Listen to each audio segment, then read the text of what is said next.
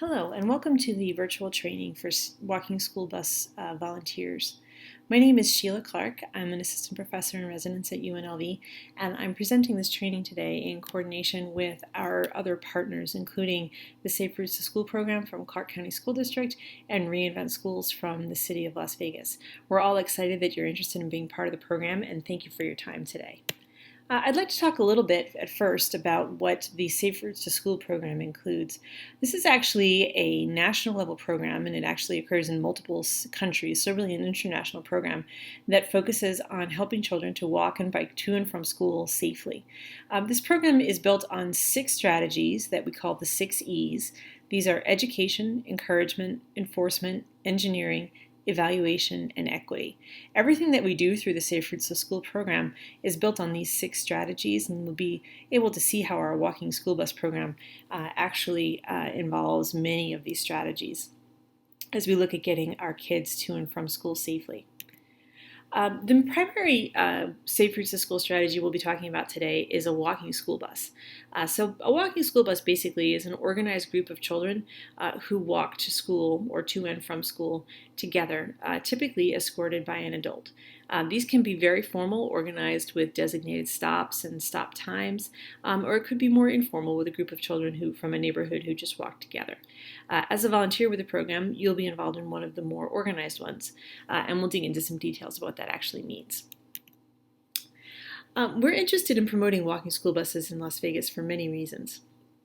When we look at the problems that occur when kids try to walk and bike to school, we know that the biggest single risk that they face is actually from motor vehicle injuries. And this is actually not just as people who are walking on foot, but also as passengers. It is the single biggest source of fatalities for children. And when we look at our lower income neighborhoods, injuries and fatalities are actually even more common there. So by helping kids walk and bike to school safety, you're going to help protect them from this important risk. And if you've ever noticed yourself in the car driving around on a morning when there isn't any school, that the traffic seems a lot lighter, you're correct. Families who are driving their kids to school make up between 10 and 15% of morning traffic. So by keeping more kids out of cars, we'll be helping with that problem as well. And of course, that can lead to poor air quality around schools with all the cars that are driving by and idling nearby, waiting to pick up or drop off their kids. Of course, we're also interested in helping our kids become more active. Currently, the childhood obesity rate in the United States is 18.5%. This isn't even overweight. This is that higher risk category of obesity where the child's BMI is over 30. And it really can be an important health risk that will follow them through their lives. By increasing their physical activity, we hope that this will help them to maintain a healthy weight and develop some good habits early on in life. We're also really interested in the effect of walking school buses on absenteeism. For kids to progress educationally and make grade level progress and feel successful in their school career, they have to be at school for this to happen.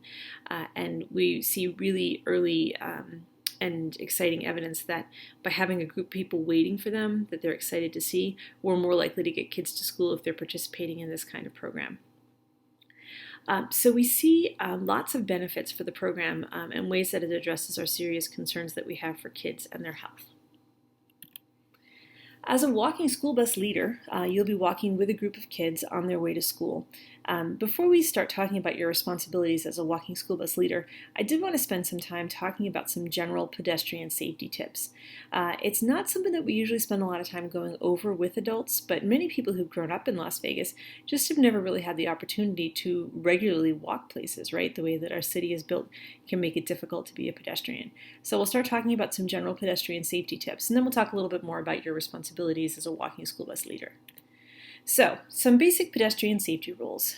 Some of these may seem like common sense, but we just want to make sure that we've covered them in order to keep you and the kids that you're walking with as safe as possible. First one is to always look for cars. If you're in a crosswalk or at a light, we assume that the drivers around us are paying attention, but that kind of assumption can actually lead to some serious injuries. So always check for cars, regardless of whether you believe you have the right of way or the signals are supporting your priority for crossing. Just make sure that you check to see that those cars are there, and don't count on them to follow the rules. We know that right turns on red are some of our biggest risk categories. So as the light changes and you're ready to enter the crosswalk, take that quick look over your left shoulder and make sure that nobody is coming around on a right turn on red and not seeing you getting ready to cross. Now you will have, as a walking school bus leader, a designated route, so you won't need to make these kinds of decisions that we talk about here in number 2. But when you're walking on your own, make sure that you choose the safest route you can, with the fewest and probably the smallest and slowest streets to cross. We're going to try to avoid crossing busy or high-speed roads whenever possible. When available, please make sure that you use sidewalks or paths. You want to stay away from the flow of traffic whenever possible. Also, you'll want to walk facing traffic so you can see what's going on around you, so you'll be able to see if there's a risky encounter possibly headed your way and possibly get out of the way. If you are on a sidewalk, keep an eye out in the other direction also for cars pulling out of driveways. Since we don't have as many pedestrians in Las Vegas as other parts of the country, people might just not be used to looking for people who are walking in their neighborhoods. Whenever possible, try to cross at an intersection where there's a light. Want to make sure you obey those signals once you're there, right? So if the don't walk sign is up, that you're not crossing at that time. And then just a little, again, because so few of us actually get this this training at every point formally, at any point formally in our lives, just a little refresher on what those lights mean from the pedestrian's perspective. When you see the white pedestrian light up, that's the time that you should start crossing. Again, back to one of our previous rules, don't assume that the driver any drivers acknowledge that you're there until you've actually made eye contact with them and have seen that they notice you. So start crossing cautiously. Once the numbers start to flash, that's the time that you have left to finish crossing. So this is not a good time to start crossing the road. It means that you're down to just a couple seconds left to get across that stretch of road. Once the red hand comes up with the lines flashing around it, that means it's no longer safe to start crossing the street, and you'll need to finish quickly if you're still in the crosswalk. And then finally, when the red hand is up, that means that it's not safe for you to cross at that time.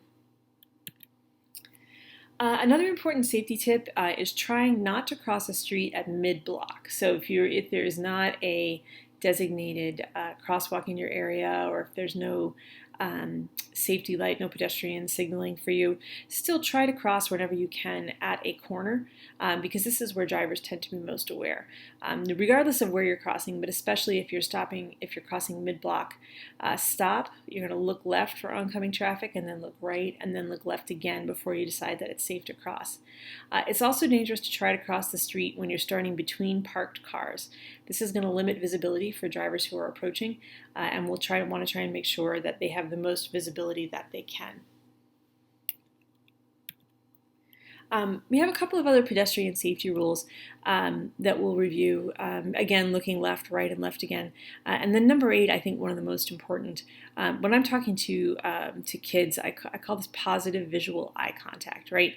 You want to make sure that you make positive eye contact with any driver of an oncoming vehicle, because then you can be sure that they have seen you. And without having that eye contact, you can't be positive, and you'll be putting yourself at risk when you enter the roadway. Again, even when you're in a crosswalk, be aware of drivers. If it's a right turn on red, they may be kind of going on autopilot and not acknowledging that there's a person in the crosswalk. And then also drivers in vehicles do have blind spots as well. We recommend that you don't wear headphones while you're walking. We're going to try and use all of your senses possible to try to be alert to your surroundings. And similarly, try to stay off the cell phone or other electronic device while you're walking. Right? We want to keep the eyes and ears up and aware of what's going on around you. If you're at a place that should be safe to cross, like maybe a crosswalk, but your view is blocked, it might be safer at that point to move to a place where you can see the oncoming traffic, and just use your common sense about ways to stay as visible as possible and as safe as possible. And then finally, wrapping up pedestrian safety rules just for yourself and those behaviors we'd like you to model for our kids walking with a walking school bus. Never rely on a car to stop, right? Unless you have that positive visual eye contact, you can never be certain that a car is going to follow the rules of the road. Okay, switching now to your responsibilities. as a walking school bus volunteer. The first thing that you'll need to do is to complete this leader orientation and a CCSD background check. If you have any questions about that background check, please check with your local site coordinator and they'll be able to help you through the process. Once you've completed these two procedures, your orientation and your background check, then you'll start meeting students along the designated route. We'll have you walk along the designated route at the designated time, stopping at certain street corners. Again, your site coordinator can help you out with those particulars, and then walking with them safely to until they get to school. Along the way, we're hoping that you'll be able to emphasize some of the pedestrian safety tips that we've just discussed, and also model that safe pedestrian behavior. Throughout the duration of the program, the whole walk to school, our primary goal here is for you to help those kids safely navigate their way to school.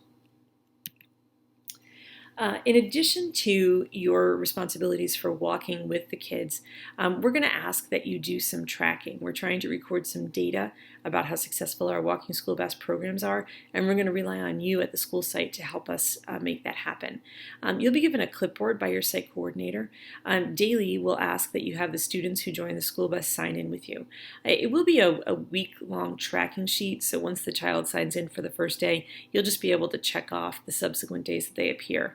And if you have any suggestions on how to streamline this process, we're definitely open to any suggestions that you may have. Every Friday, after you complete the walk to school, we'll ask that you turn in that weekly sign-in sheet to your Reinvent Schools liaison. And Reinvent Schools will help to get those sheets back to us here at UNLV so we can put that data together and see how successful our programs have been. In general, we'll also have some safety tips attached to that clipboard that you can reinforce with the kids who are doing the walking school bus with you. First, just a quick reminder, making sure that you're very visible to motorists as the adult with the group, and then those tips for your children who are walking with you. We're going to ask that those kids walk, they don't run. It just keeps things safer for everyone. Whenever possible, stay on the sidewalk. If there's a sidewalk available, it's definitely where we want the kids walking.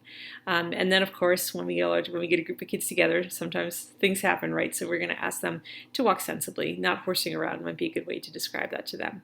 We're going to ask you to stay together as a group when you're walking so that you don't stretch out, over a whole block. That will make your safety awareness more challenging and also make it more difficult when it's time to cross. When you do get to side streets, make sure that you're crossing those as a group. And anytime that you're crossing a main street, we're going to make sure that you're crossing at a crosswalk if possible, or at least at an intersection. Again, that route will be defined for you, so you won't need to be making those decisions while you're in the middle of walking. Well, thank you very much for your time. We really appreciate your time and your interest in volunteering with the Walking School Bus program. If you have any questions about this training or about the program as you're participating, you can always talk to your site coordinator, or you can email me, Sheila Clark, at the email that's listed on the screen. I'm looking forward to meeting you one of these days, and I really, really appreciate your time and interest in helping our kids walk and bike to school safety. Have a great day.